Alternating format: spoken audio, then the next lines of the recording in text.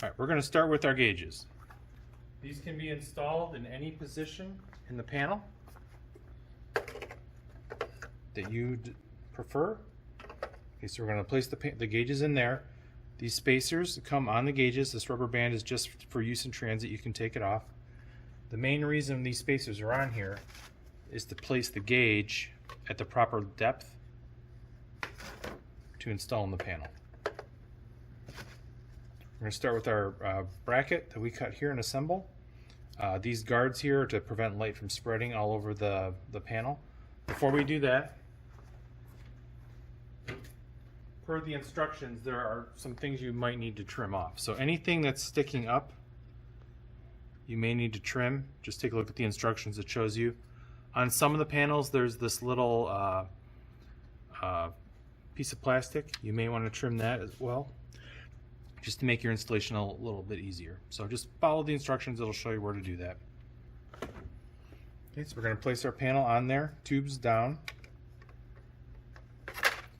Now you'll notice all these holes are slotted. Each panel manufacturer, they are slightly different. I know these are all original equipment, but reproductions, original, 67, 68, they're all different. They really are. So we slotted all these holes to for the best fit for all the panels. So don't worry about attaching these yet. So what we're going to do is we're going to start by attaching the panel. You can use the original screws, but we're using our 6x3/8. We're just going to, just like anything, we're just going to get all the screws started. We're not going to tighten anything down just yet.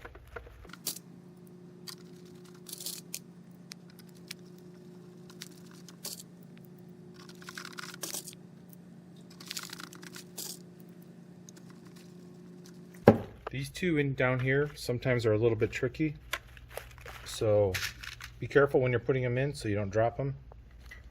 Sometimes I like to do those first in case I drop them in the panel.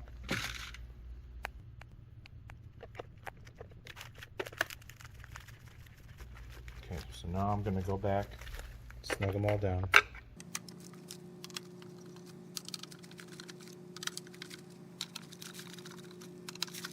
This is the same process we use when we build up our pre-wired kits.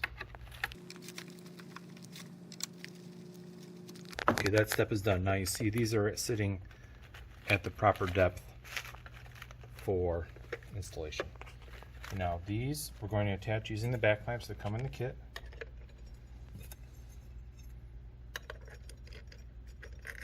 You want to have them rest on the plastic, so you may need to adjust it a little bit, but in general this should be ready to go. Next, we're going to open our package of hardware using a pair of scissors very carefully.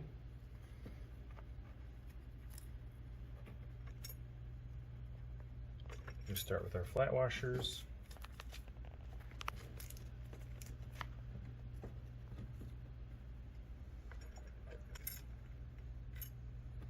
Our lock washers. Again, be careful not to drop them down on the panel, like I've done probably 1,000 times. Oopsie, I almost did it.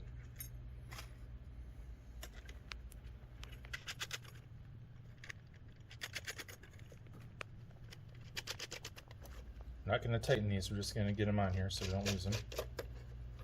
Now the goal is to get these centered in the holes as best you can, and also I'm going to back this off just a little bit, just to give me a little more wiggle room. And then we also want to make sure that they are straight. Okay, so you can see I'm going to straighten this one out, straighten this one out a little bit, flip it back over, make sure my back clamps are straight, get those snug down,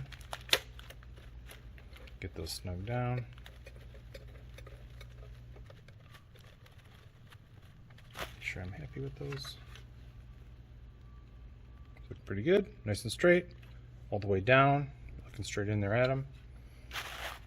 Okay, so then we'll tighten these down with a socket or a wrench or whatever. Okay. Next step, might as well do this now. We're going to install the light bulbs. These come in your kit. They just are basic 194 bulbs. Just turn them. Now, depending on which year bezel you have, you're going to use one of these two holes for the brake. So that's, just put in the correct hole.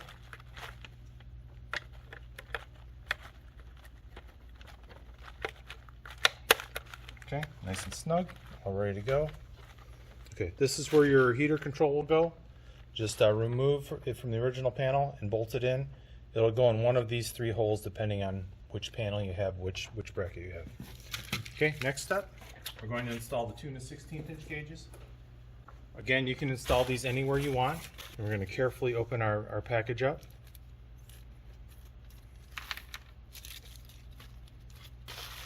Lower hardware there. Okay, you can install these in any position you want. We're going to install these in similar to the original position. So now this is where people get tripped up.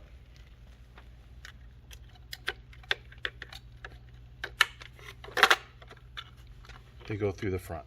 So there's the fuel, oil pressure,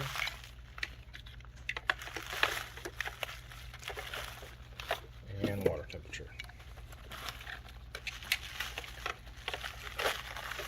They go through the front and they fit in the actual original dash panel. Just to make things easier down the road, I'm going to take the socket is in this hole just to hold it in place during shipment. The direct drive gauges do not require bulbs in them. They're on the circuit board already.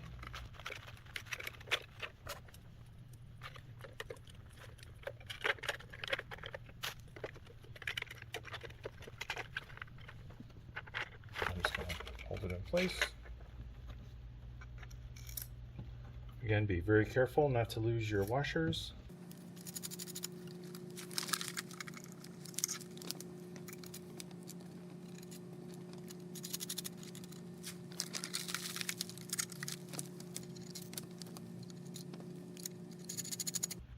Okay, not going to tighten anything down, just getting everything in place.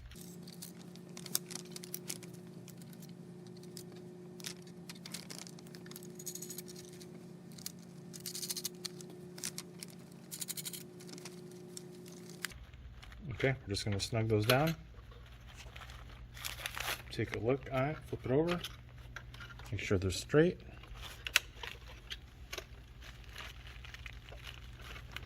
Okay, those look pretty good.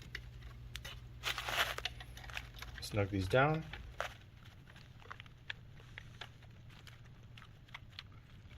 Okay, that's it. Now the last part is we're going to put this piece on the top. Now, you can use the original screws through these holes, but you may need to use washers. These holes are a little bit larger than the screw.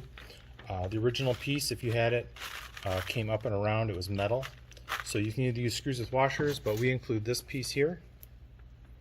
We've used this piece for, over a decade now.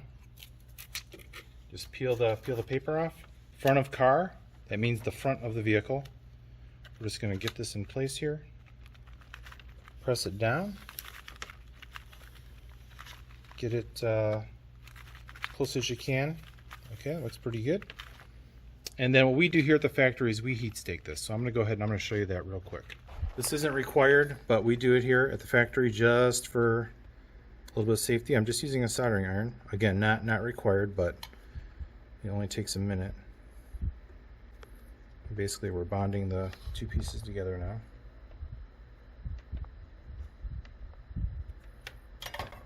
Okay, let's go back over here. Okay, and that's how the assembly goes together. So we'll clean it up. Now we'll go over the wiring very quickly. It's very, very simple. So now what we're going to do is we're going to flip this back over. I'm going to remove the rubber bands.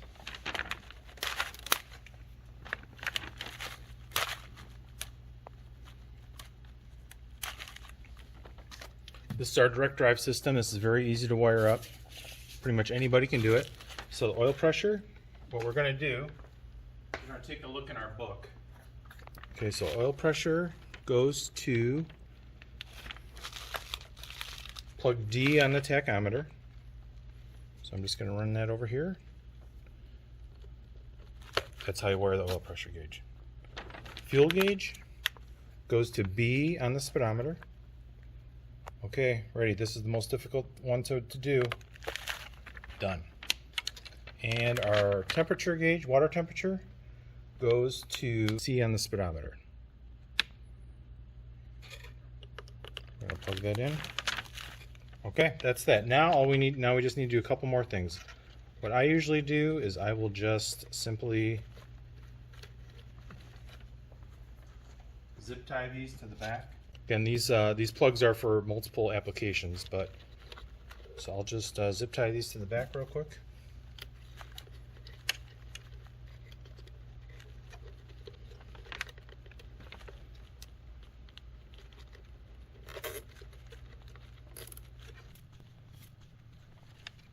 So I want to make sure they're out of the way. I'm just going to do these one at a time. You can make this as fancy or as simple as you want.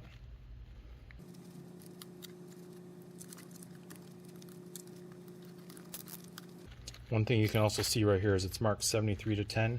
Whenever we do a direct fit kit, we always ship them out at the proper setting, so we've preset that for you already. I'm just going to move that out of the way.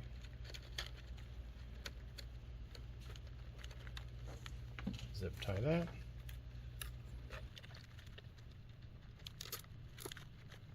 Just going to cut these off.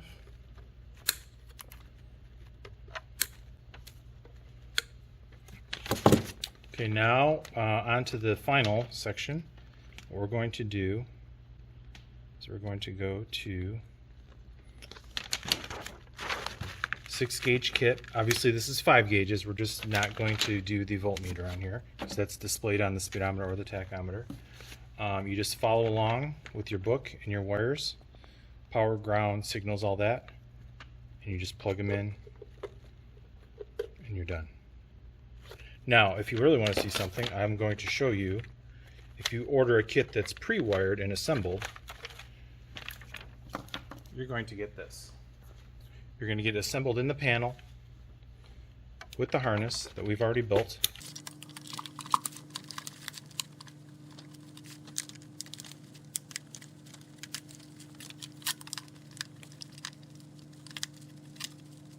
It's all ready to go. Now people always call and ask, what are all these extra wires on the back on this plug? Well, these are used for auxiliary inputs and other features if you want to use them. So if you get the pre-wired assembled kit, comes ready to go, has the programming buttons, comes with a 12-pin connector. This gets wired into the car and then just plugs in. And that's the 6768 Mustang panel. And then one more step before we ship these out assembled is we have a QC process where we go run for a few minutes and then we ship them out.